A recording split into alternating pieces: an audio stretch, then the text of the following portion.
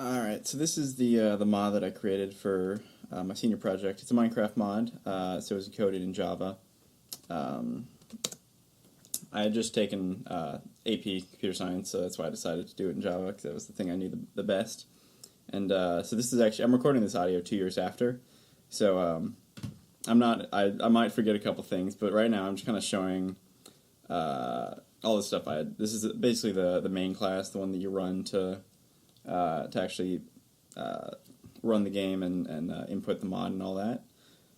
So probably the biggest thing, the thing I added the most of was just new items, but that's kind of just because items and blocks are kind of the basis of everything in Minecraft, so that's kind of to be expected. Most of the stuff was fairly easy to implement just because there were already item and block classes in there, and all you got to do is just give them, for the most of the things, just give them damage values and textures and stuff, which aren't too bad. It's just a number or a 16 by 16 picture that you make in Photoshop. So right now I'm just kind of looking around at all the different classes I made. That was one of the new mobs I made. So now I'm running it to actually show everything off. And also this was created in Minecraft 1.6, so it doesn't actually work for, I mean it might, but I don't think it works for anything after that. I would have to go back and update it. So if you haven't seen Minecraft, it's basically just blocks. Right now it's nighttime, so I'm just turning back to day so you can see better. It's just an entire world created by blocks, and I mean the purpose is to mine and craft. That's as the name implies. Most of the stuff I added was mine and crafting, except for a couple new fighting tools and enemies, and that was really the hardest part, was the enemies. But so the first thing that I added was a couple new ores. So right now I'm just digging down looking for the ores. I think I added chromium, tin, no, it was chromium, manganese, and nickel. This one's chromium, I believe. So I just fast forward to when I found a couple blocks of it, because its spawn rate is like somewhat common, but still took a little bit to find it. This right here is the manganese, I believe. Yeah, it's the manganese. And then here is the, I want to say that's nickel. Is that nickel? Oh, looks like it's more manganese. So yeah, it's not too uncommon. You just gotta find it, just dig down a little bit. So basically, you melt it down. It's not too much. I mean, you just basically have to add it to the list of things that can be melted down and reference what it can be melted down into. So melting them all down in a furnace, just showing that they can be melted down. I think I skip forward and actually just give myself some of the ores so I can use them quicker. But the next thing I added, which was really a lot more complicated than I thought it would be, is this thing called the Thunder Furnace. That was that little yellow furnace that I searched for there. And furnaces are a lot more annoying than they seem, coding-wise at least, because they're actually two blocks. There's the inactive furnace and then the active furnace. And so basically what happens when you put something in the furnace, it tests like if it can be burnt. Well, first it tests if there's like a burning fuel in the furnace, and then it tests if the thing in the furnace can be burnt. And so if both those things are true, then it stores everything in the furnace, deletes the furnace, replaces it with an active furnace, puts everything back in, puts the fuel back in, and then it starts the GUI that or not the GUI, essentially the ticker, the time, that little like arrow there that goes across to tell you how long it is till your things are going to be burned. And so this GUI was probably the hardest part of the furnace, because I'd never done GUIs before, and they're really not very intuitive when all you've really done are like for loops and not even any like data structures, just basically the basic grammar of of Java. But yeah, so when you melt those four things down, you get another type of ingot, and you can use that to craft this new armor, which is I'm pretty sure it's the big thing is it's fire resistant and blast resistant, which is important for the first biome and the first enemies that I added in. And it's textured. It's got some pre put in enchantments. That's how it gets the fire protection. And then this is the biome that I added in, or at least one of them. And this is the hive biome, which it spawns these things called changelings.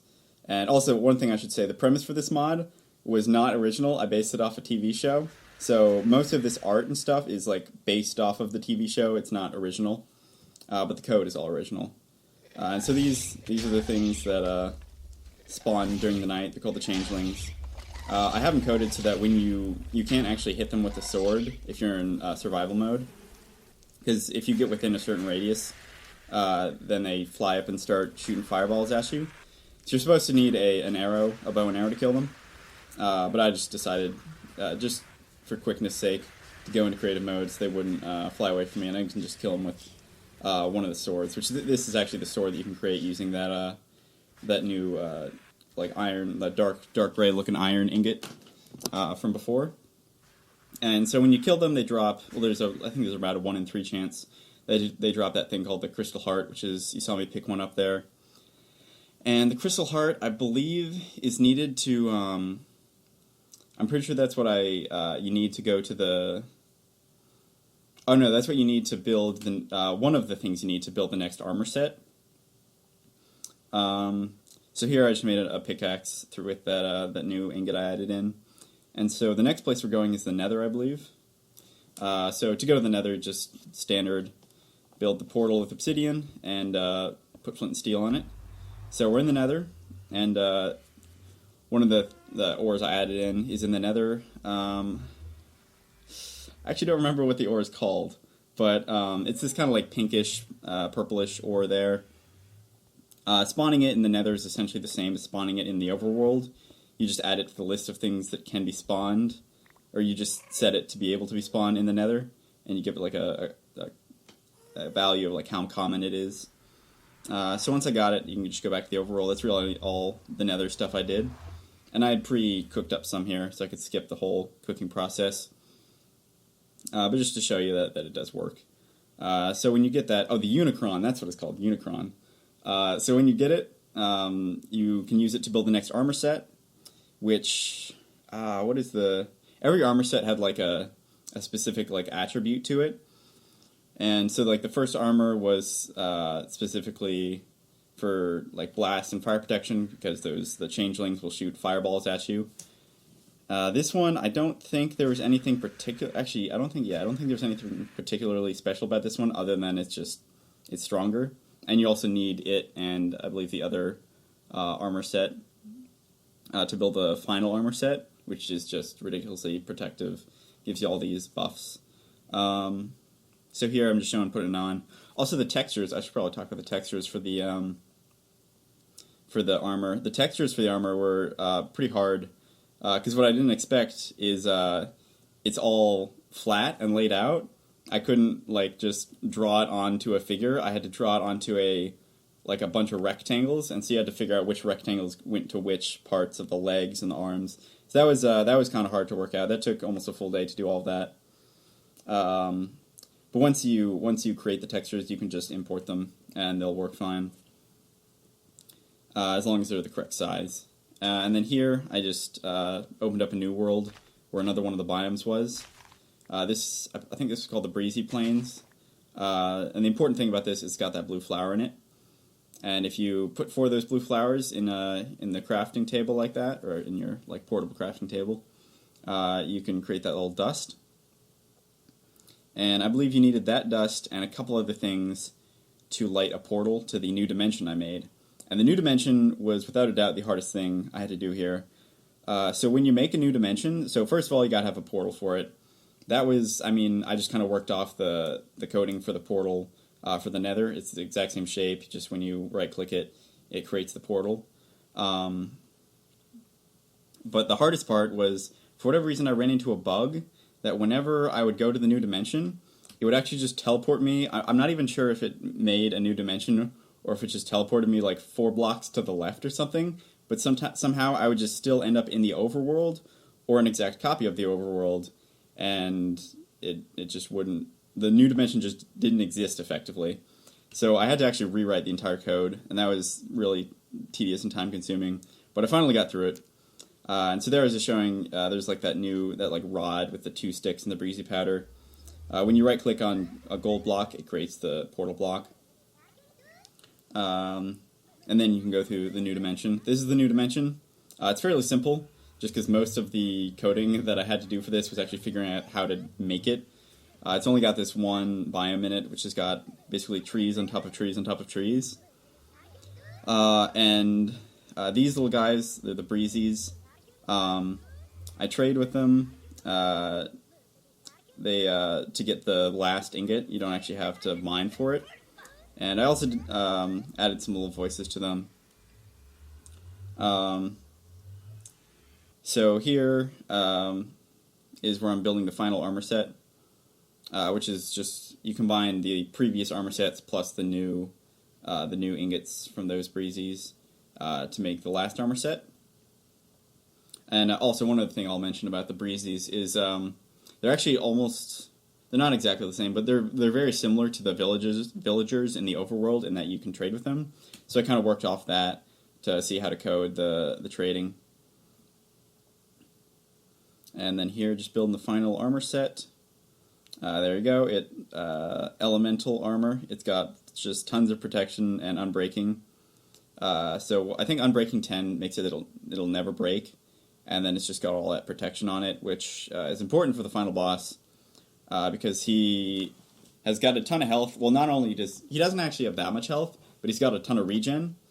So it's really hard to kill him if you have just the lower armor tiers, because he can kill you pretty quickly. You can't really run away from him because he can destroy blocks, and he just constantly shoots fireballs at you.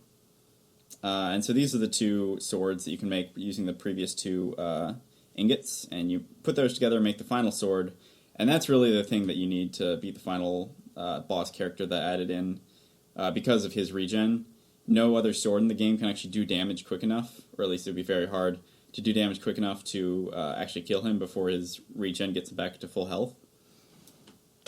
So right here, I'm making basically the item that you need to spawn the final boss, which actually what happened here in the video was I forgot what items I needed, so I was just looking back through the code to see what items I need, and I was just looking, there was the furnace there. Okay, yeah, so it's the obsidian, the steel, the pollen, the crystal heart. So I'm just getting those together in creative mode. And so when you spawn the final boss, he essentially the way I coded him is if he sees you, if he's aggroed on you, he's just constantly running towards you and shooting fireballs, so you can't really run away from him, which is one thing that, like, a lot of the bosses in this game, you can kind of just, like, put them in a box, like an obsidian box, and, like, just, like, hit them from the bottom left in, like, a little hole and they can't see you. So I tried to avoid that kind of thing. So there I crafted the final item. So you just right-click on the ground with it. I am currently giving myself some golden apples, just that I don't die in the demonstration video, because that would be embarrassing.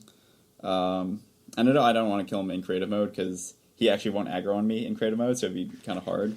He'll just aggro on everything else and run away from me. So I'm currently just getting myself back up to full health. I got all the armor on. Just right-click on the ground, and there he is. As soon as he aggro's on you, he's just going right for you. See, he kind of destroyed the blocks there. He's also constantly shooting fireballs. Which, actually, the one thing I didn't think about when I was making this was the final item that he drops can actually fall in the fire, and if it falls in the fire, it gets destroyed, and you don't get a second one. So that actually happens in the video. The drop item actually falls in the fire, and you don't get to see me pick it up. But I can just give it to myself in creative mode. And I just skip forward to when I actually kill him, because it takes a little bit to kill. And finally, almost there. There we go. And then he has his death sequence, where he has his, like, explosion or whatever. There we go. And so I'm looking for right now where he dropped it. He dropped it right there in the fire, though, so I just have to give it to myself. This last thing has literally no properties at all. It's just an item. You can't right. Well, you could right click, but it doesn't do anything. Doesn't have any extra damage. It's just to show that you finished the mod essentially.